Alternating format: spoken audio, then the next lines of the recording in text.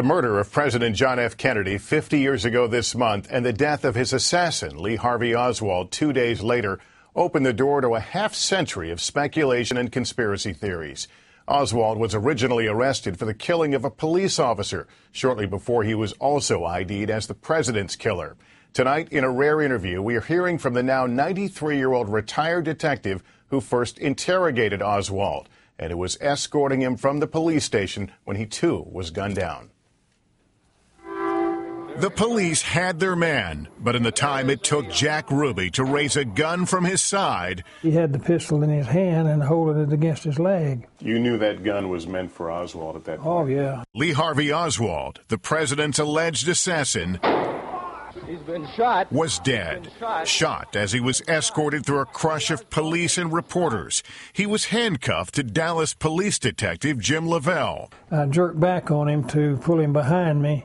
Instead of moving him, I just turned his body a little bit so that instead of hitting him dead center, it hit him about 3 inches to the left of the navel. You were trying to protect Oswald? Yeah, I was trying to pull him behind me, but I didn't have any leverage. There had been phone threats against Oswald. When I told him I hoped if anybody shot at him, they was as good a shot as he was, meaning, of course, that they'd hit him and not me, he kind of laughed and he said, "Oh, nobody's going to shoot at me." Detective Lavelle was the last one to talk with Oswald, but in the twists and turns of November 22nd, he was also one of the first.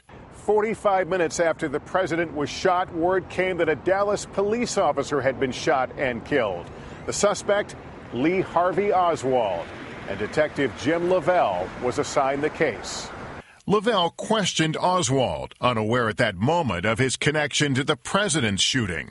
I remember a lot about him. He was very calm and collected, just like you and I are sitting here talking. He answered my questions immediately. He didn't answer them truthfully always, but he didn't hesitate to answer any of the questions I asked him. The suit and Stetson Lavelle wore that day are now displayed in a museum just feet from where Oswald shot the president.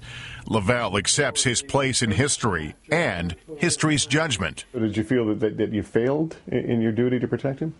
Well, evidently he died, didn't he? So I would say I failed.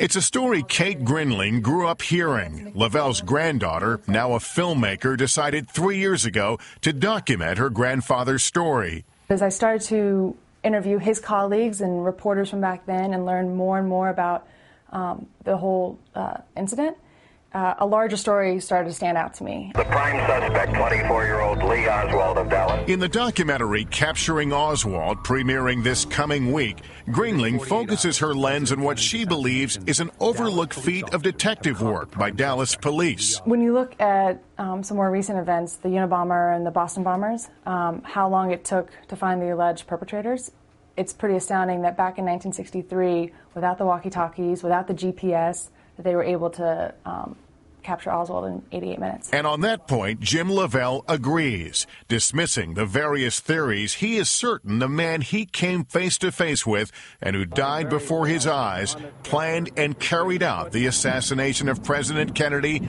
by himself. The cops had their man. Could you have imagined that 50 years later you would still be telling this story?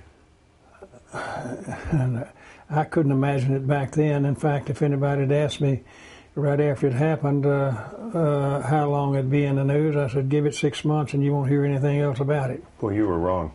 Yes, I was. I was wrong about it. As we approach November 22nd, we invite you to stay with NBC News as we look back to the assassination of President John F. Kennedy 50 years later.